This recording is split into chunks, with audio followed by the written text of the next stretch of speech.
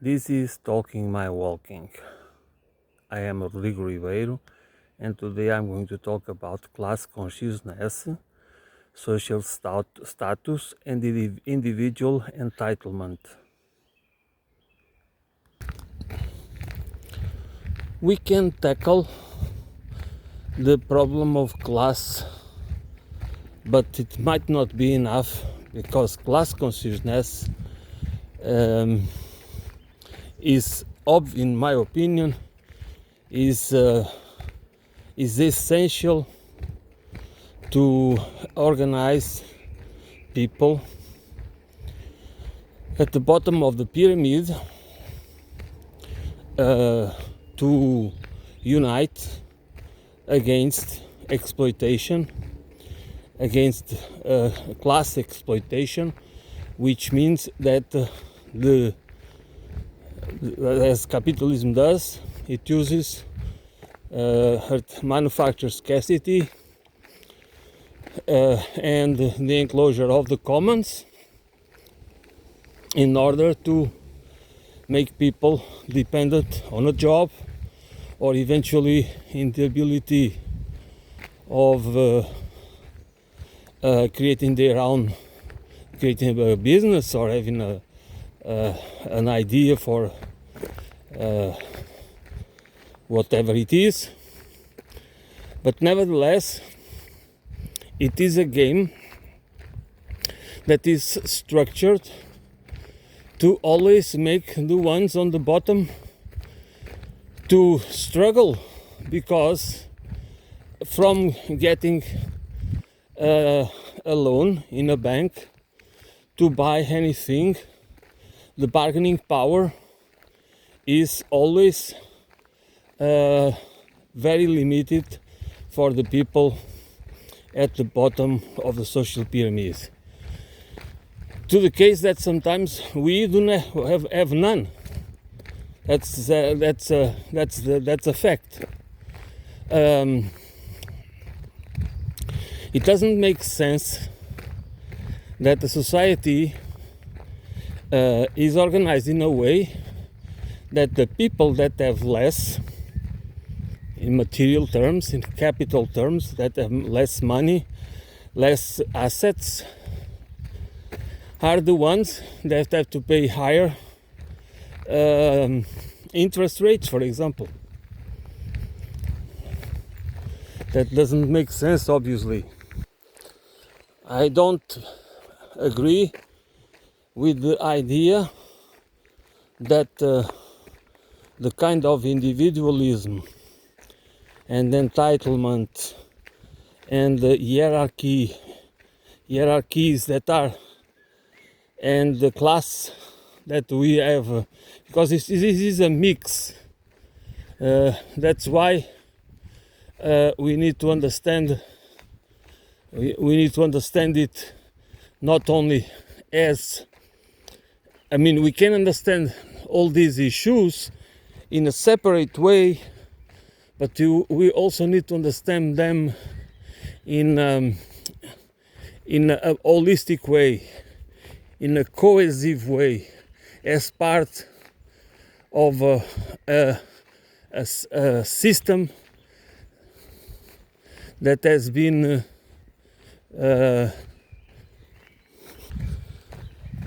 we need a completely different culture, and that culture, nothing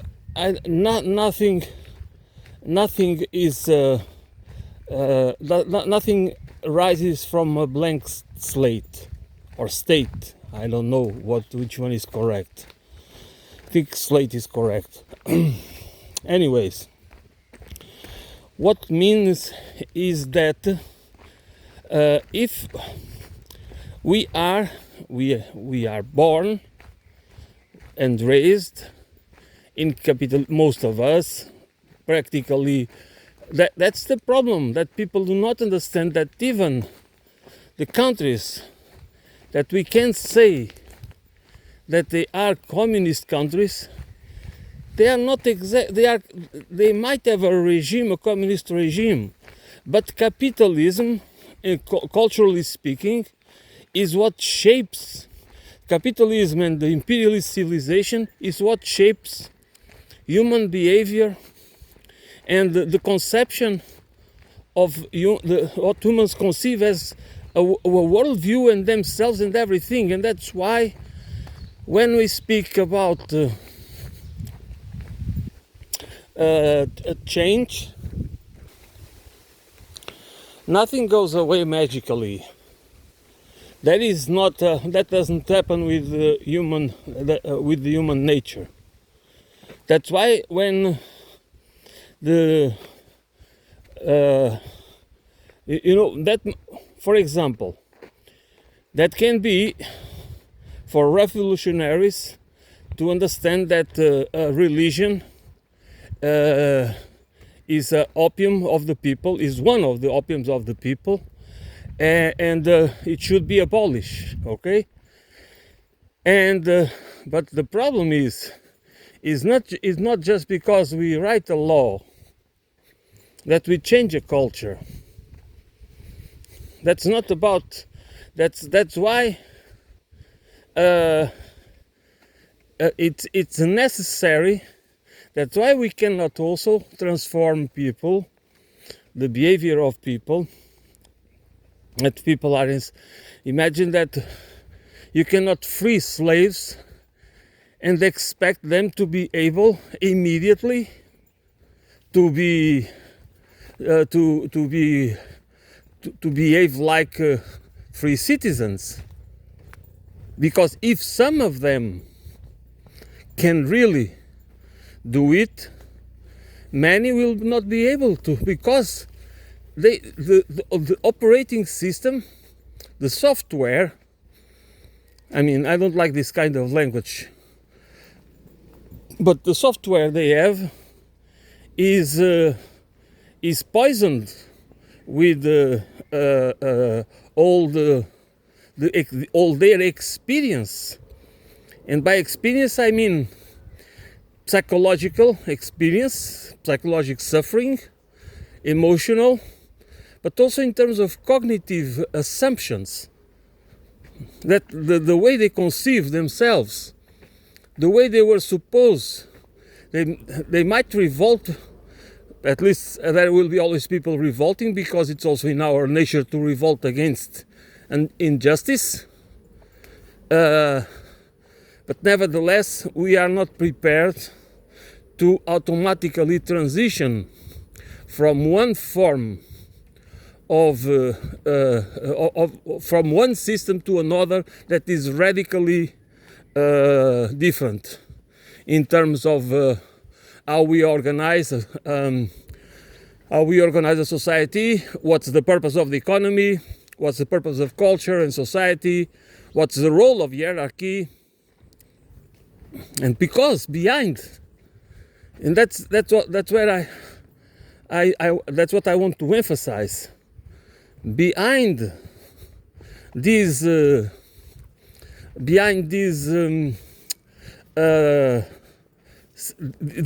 are the reality of entitlement, not because even for us that we're not entitled with anything, because we are exploited or ostracized or living in the margins of society, disenfranchised, and all the things that are associated with people that live in poverty. The fact is, we still are affected by those narratives, because that's part of the reality where our identity was formed. So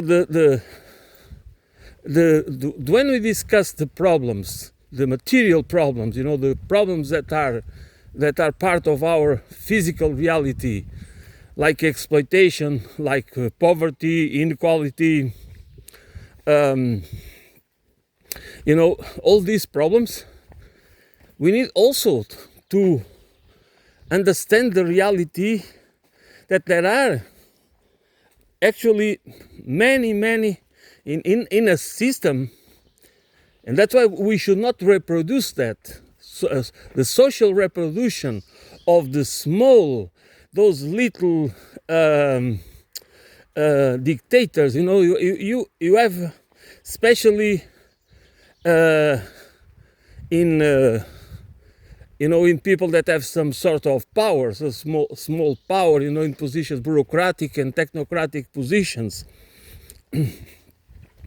and also people, of course, in the army and in the police, all kinds of armed forces that are supposed to exercise violence in the name of the state to protect the integrity of the state. This reality needs to be understood. These entitlements and these, because we talk a lot about corruption, but corruption we cannot, that's exactly my point, we cannot dissociate corruption from the system that exists. But we can reproduce the same when we actually move to other types of societies. That's why we need a different culture of understanding the human relations. I'm talking about human relations, where we really face the role of hierarchy, the role of class, entitlement and privileges, and all the prejudices that are involved in that. Because if we do not tackle this kind of problems or issues, we always end up reproducing the same system that we had before. Might be a different system, but the same vices become slowly. They come to the surface, and then what do we say? We say that the problem is the human condition, and that's where I disagree. Because since for many centuries, millennia actually, we have been reproducing systems of power, conquer and imperialism, associated with class and caste societies and political systems that have shaped who we are. It took a toll on ourselves that many of us, or probably most of us, do not really understand. And it is present everywhere. It is pervasive, it is ubiquitous. We can see that is as part of our, this is in our families, this is this is everywhere. It is everywhere, and we are blind to it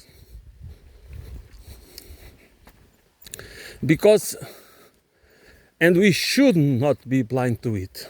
We need, or it is imperative that for a culture, when I talk about an ecological holistic civilization, a new paradigm, this is the kind of issues that I'm thinking about. Let me put it in another way. This is also what I think about when I'm talking about class war and the problems of capitalism and all the problems associated with a society that is supposed to grow forever, and it's about conquering, if it's not people and territories, new markets, which ends up to be the same. It's about control and power struggle among the elites. It's about monopoly And we can think it's okay, that this is human nature, we cannot do anything because there will always be the great power, the so-called great power competition, and we cannot. No, we can. But it's very difficult because it requires a revolution, a cultural revolution that needs to happen at the same time that we are living in this system or transitioning for another system. And the problem is, how do we get people to become aware of it? That becomes part of their thoughts, their feelings, their body, their living organism. Because this is about being, when we think about feelings and thoughts and ideas and beliefs, we think that is something that it doesn't happen. It happens in our organism, and it is part of our organism. It doesn't float above our heads. It is really who we are. And that's why it is very difficult, because it requires a process of deep consciousness of what really affects us. What are the sources?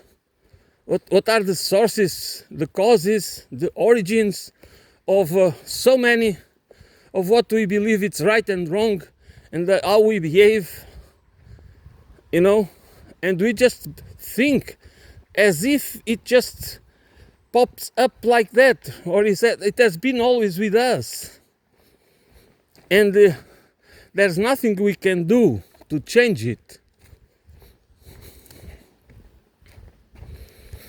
because we are really living for millennia under a system that I call the imperialist civilization, which of course is based on hierarchy, class and caste systems, very oppressive, violent, and we are, all of us, from the family level to every level of society, we exhibit behaviors that just makes our lives miserable. We do not even know, we just relate to each other in a dysfunctional way. Even the ones of us that really try their best to change it. Because we do not live in a void. We are part of a social system, and the social system is a cultural system, is an ideological system, is a system that transforms, that we have a body and we have a mind. We have and that mind and that body is shaped by that system, by the rules and values and norms and principles that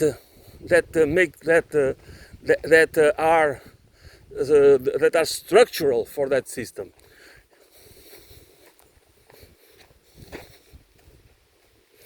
And the system I'm talking about is a system, and the system I'm talking about is a system of power.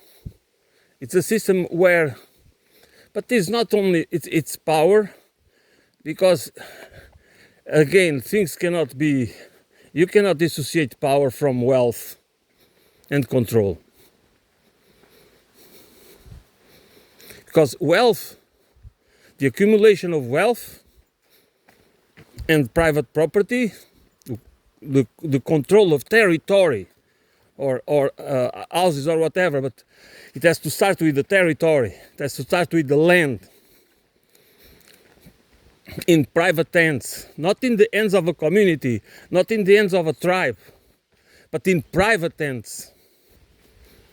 that you can even keep the members of your community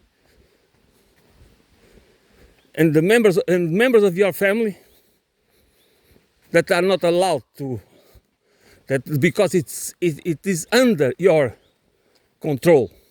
Because of what? Because you bought it.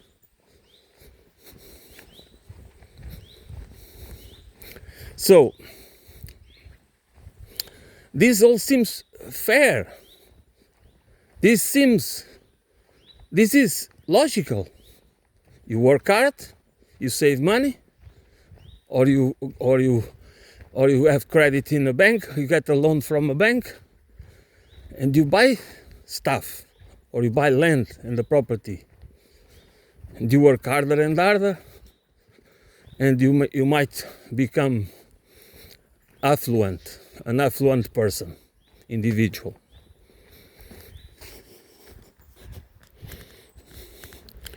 That's why we live.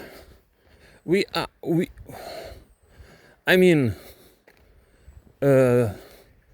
really are the individualism that is practiced by us is the type of individualism that is narcissistic by nature and sociopathic, because it is an individualism that we are supposed to take care of our interests, and by taking care of our interests it somehow trickles down or up or sideways or to the society in general, and makes the system go into some sort of equilibrium. But what we are is really, what we become is little dictators to try to control. We are always trying, and again, people just think that we are like that. No, we are not like that. And you know why? Because it makes us sick. We need cooperation. We need relations based on cooperation, empathy and compassion and solidarity. But those relations, they might be natural, they might become or grow naturally in many people, in spite of all the circumstances of their lives, because they are just the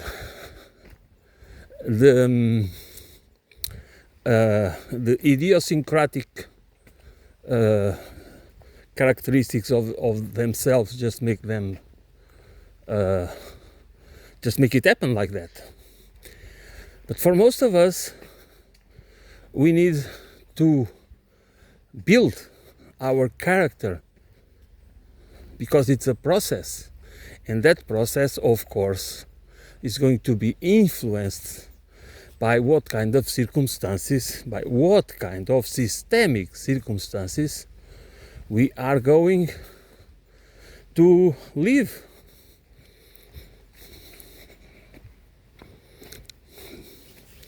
And because it's not only about, when I think about circumstances, I think about things that are not, that is not only the present, is what we project into the future, but it's also the past, the historical past, because the system that we have, again, was not the result, didn't pop up from anywhere. It has a history behind it. It has a baggage or luggage behind it. All those influences are present in our lives, and of course this is like this works like this reality that is part of us, part of who we are, not just what we believe we are. It's part of who we are. Is just as the reality of the part of the organism that works without the what you call it, that I don't remember right now. I mean the involuntary system that is controlling, part of the so many functions of our and processes and that are occurring right now in my body. They don't depend on my will. It is actually good that they don't depend on my will, and there is a lot going on to preserve the integrity, the functional and structural integrity of my body, and it doesn't require to function and to influence my life that I need to be aware of it. And it happens the same with the cultural and ideological reality. It just influences us.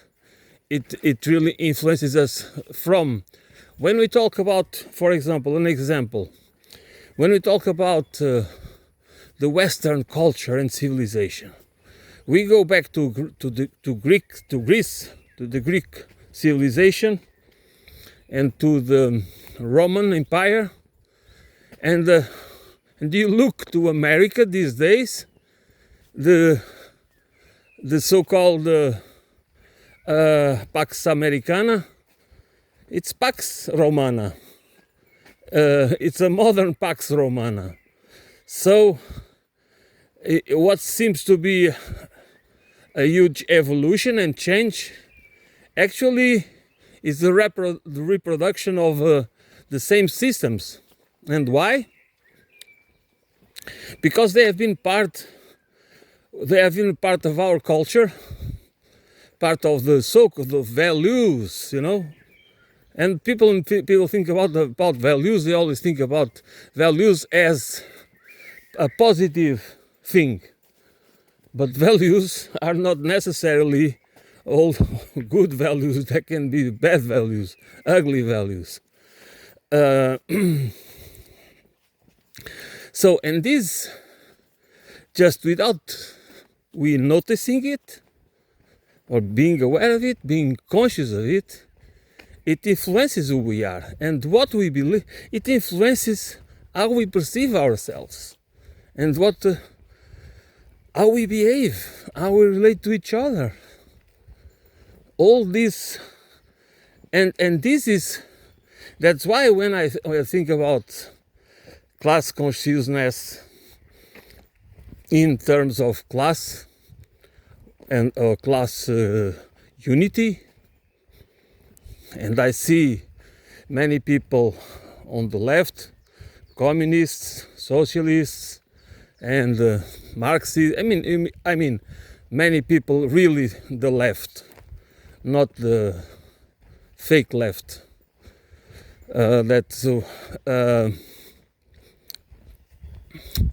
That I don't know if the lesson was learned from the experiences, because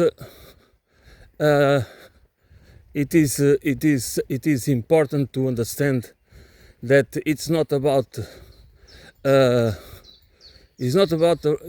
not enough a revolution of the proletariat. It's not enough, because this is not about only people that is exploited, to free people that are exploited. It's about a change in a cosmogonic change. We need a different cosmology. We need a different understanding of the human condition that we do not see. We see many.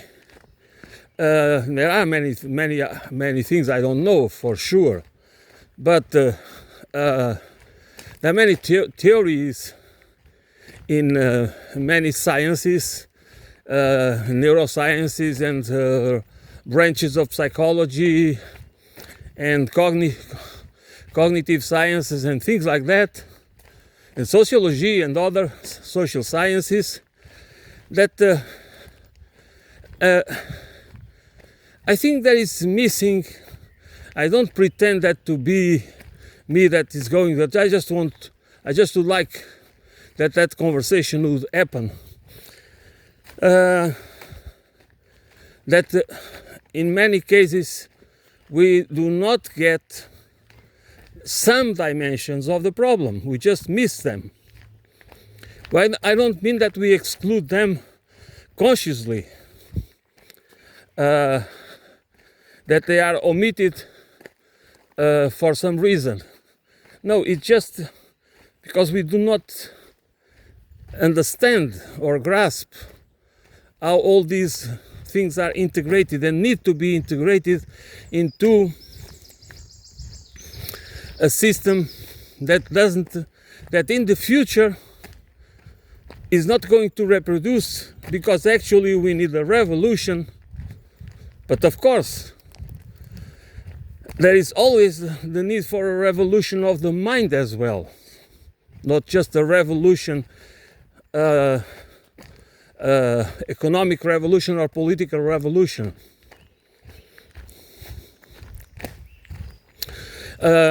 Because, as I said, I said it before, that just because we are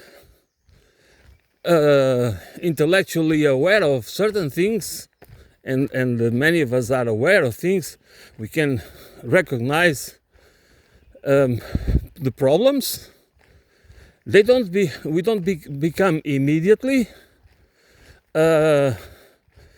kind of prepared for something. We don't. We just do not change like that. We don't change like that. We can have intellectually the understanding of the problems, and you can never change. Why? Because the change needs to come as part of a conscious process. A conscious process that we take part, that we consciously train, systemically train ourselves to change. Because we are domesticated social beings. We need to be trained. And of course, if we need to train ourselves to change from an already existing, deep ingrained, deep-seated system of values, and the perception of ourselves, of human relations, of human nature, and everything else, that is not just because it takes time.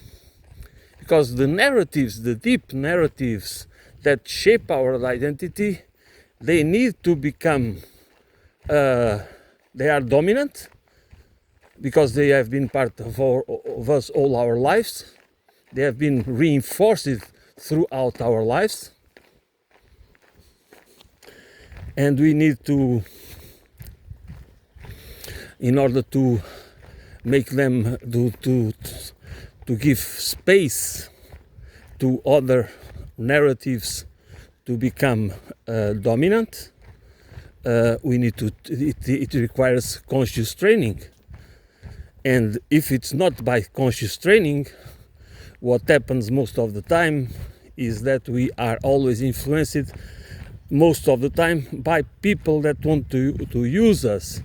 That means we are instrumentalized, we are weaponized, because we cannot avoid, we are exposed to information, knowledge, experiences, and many other things that are all the time taking a toll on us. That is human nature. That is part of the human condition. That's not because we believe in the individual, that's because we believe in the power of free choice and free decision, and we talk about freedom, and like if it just happens like that freedom is just kind of something that is not associated with many dimensions of our lives. But it is not. It doesn't work like that. And that's why we need to understand this as part of any attempt to transition or to have a revolution for a totally different society. Because this is not only about, at least for people that have a deep understanding of life, and by deep understanding, I'm talking about the understanding of life not as only as the human labor and production and consumption and technology and toys and a different understanding and purpose and meaning for life, that in my opinion is part of nature. We are part of nature. We do not live separated from nature. We might live separated from nature, but our systems are still dependent on the laws of physics and the rules of nature, the principles that are part of nature. And we evolved here. So when these people that believe they can go to Mars, they don't think about how can a woman deliver a baby. They take again. It's taken things as granted when this should be understood as the representation of human stupidity, not of human ingenuity. But we are supposed to believe that I'm here walking through a piece of forest, and in peace.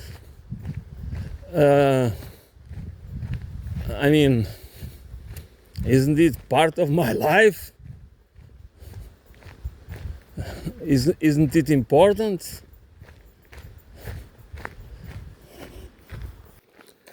For the purpose of studying, we can always study the issues and separate them in fields and in expertises, and it is okay. But for the purpose of understanding reality and understanding ourselves, we need an holistic vision.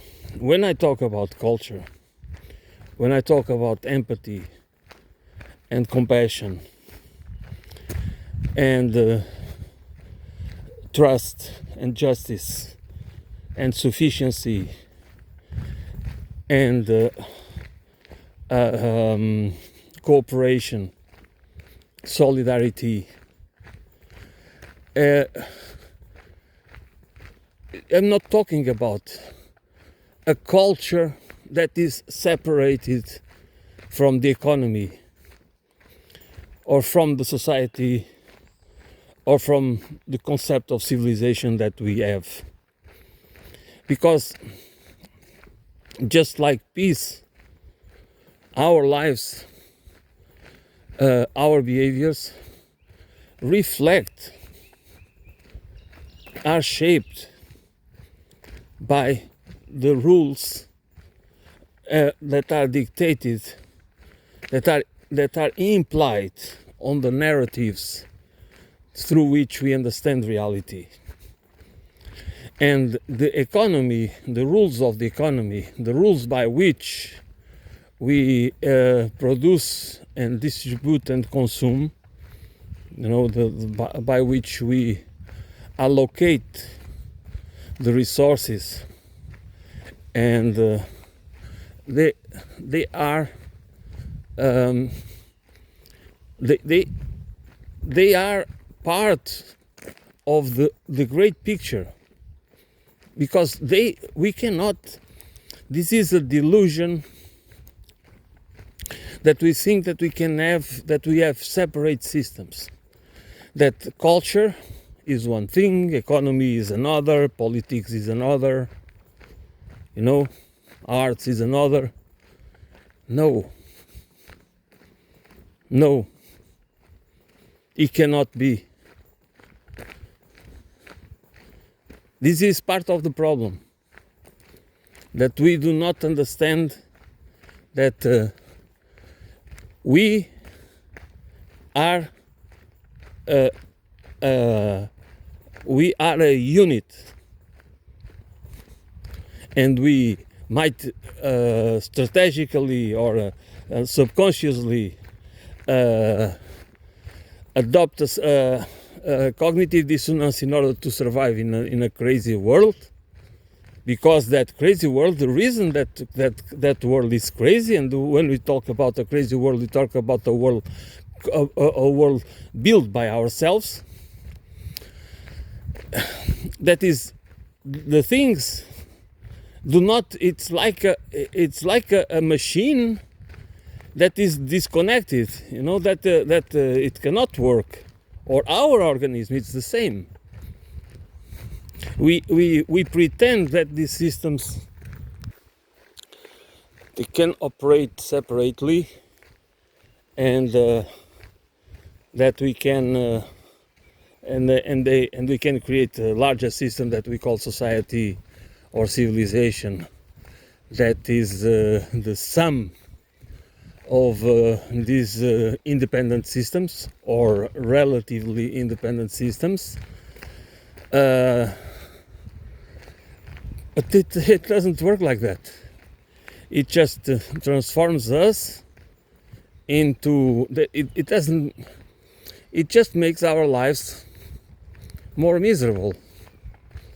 We just become unfulfilled people. We just do not understand that we are not only damaging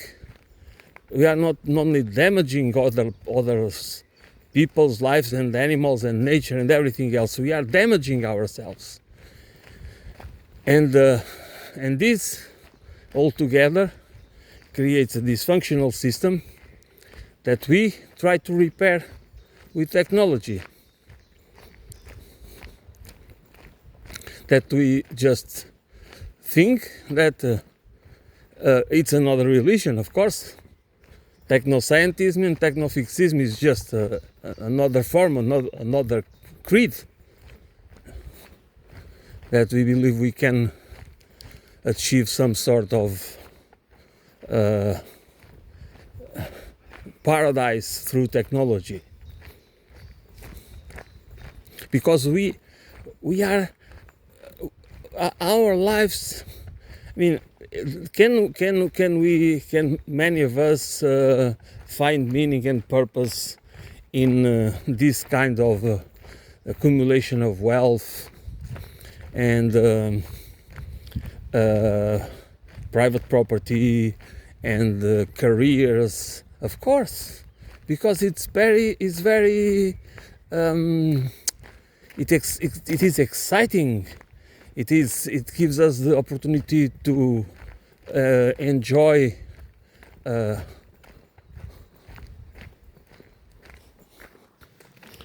to enjoy many things that our society, our technological society, can provide, and it is and convenience is very important. We can become very dependent on convenience, and I mean, this can, of course, this is not just pain and problems, but for the majority of people that have to perform tasks and jobs and roles that do not are very, they do not make sense. It's just because they are required for survival. So it should be. I think this is a problem that we don't want to recognize, because we do not have solutions for it. The system doesn't provide solutions for it, because the system we have, based on the accumulation of wealth, it means that it's a never-ending game. There is no, since we are competing with each other, we want more and more and more, and we are never satisfied, and that's not a very good form of way of living. But that's how we live, actually. So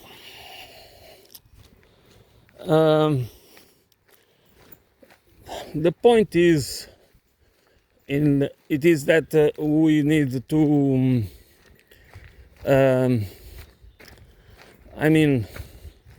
It is very. It just makes me feel sad that in order to survive, we just kill ourselves bit by bit. I mean, we just transform we transform ourselves into some we just are dehumanized. That's my point. I think we have this idea of human condition that I think it's incorrect. It's even absurd, but that is based in dehumanization, because we just make rules. We just are following rules, using rules that are antisocial rules, and we do not really, because we still have a society and a civilization. Our civilizations are still based on slavery. We don't have officially slavery. Again, that's a problem of the systems that, as I said before, we abolish legally. We have abolished slavery, but the system that was kept, the infrastructure, the pillars of the system have not changed. So the representations have not changed. What this means is that we operate in the same mindset. It's just that we have different rules, but we expect that certain people are, because they are inferior, because they did the job or something, they have no other choice but to accept to be slaves. They are not owned, but is even worse, because they have full responsibility for themselves, but they do not have. And in the case of the systems where there are some, and we are just trying to take away the idea of a social net to protect a state social net to protect people. That of course it is absurd, because people need that.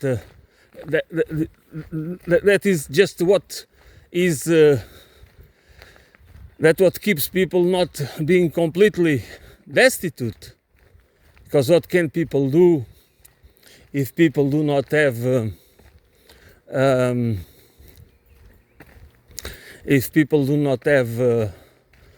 a job? How can they pay the bills? Because in a commodified society, there are bills to pay all the time.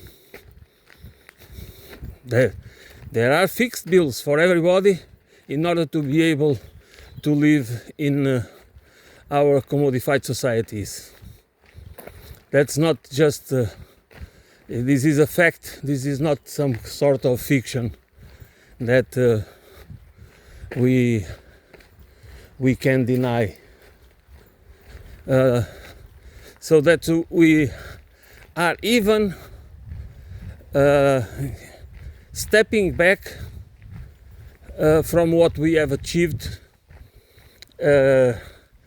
especially in the in the so-called rich countries, in this case in the Western countries,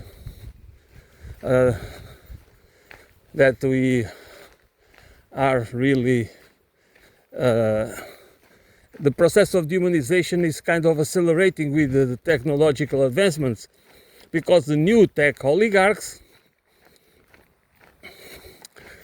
they believe in the, they don't even believe in market, in a market economy. They believe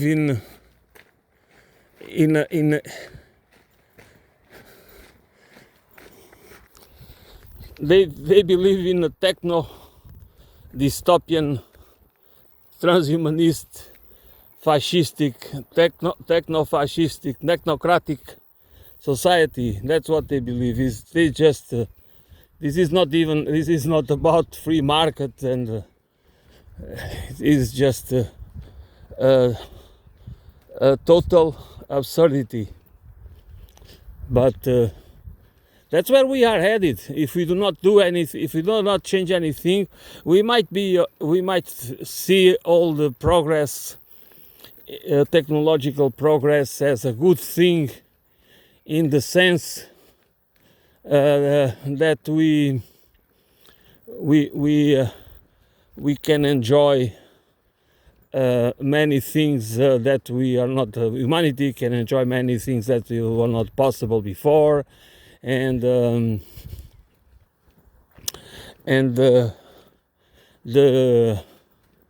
you know that can, the transhumanism, for example, you can have become a bionic person, that you can, if you have problems and disabilities, they can be fixed, and it's going to be wonderful because we can expand life, and we can do this and that and so on and so forth. But that's the side.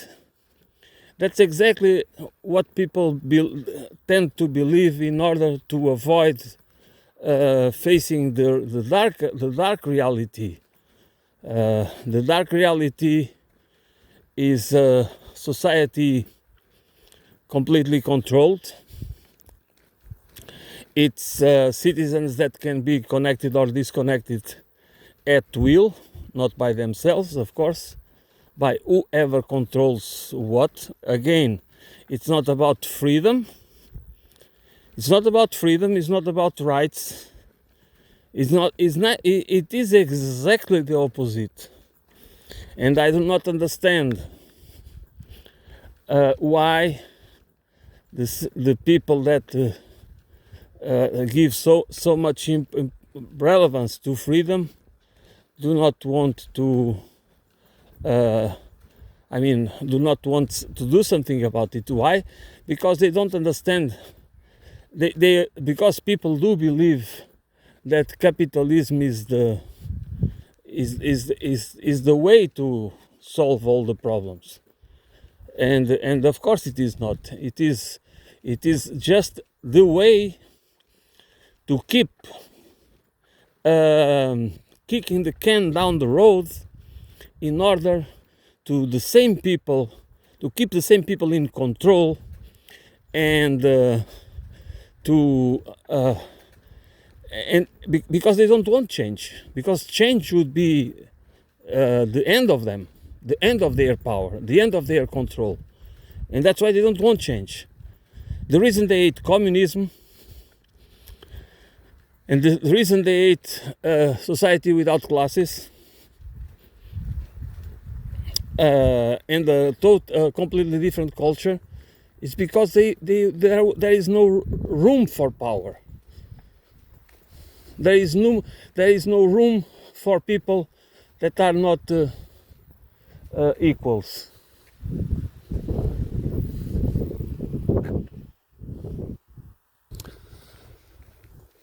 That's why it's required multi-level, multi-dimensional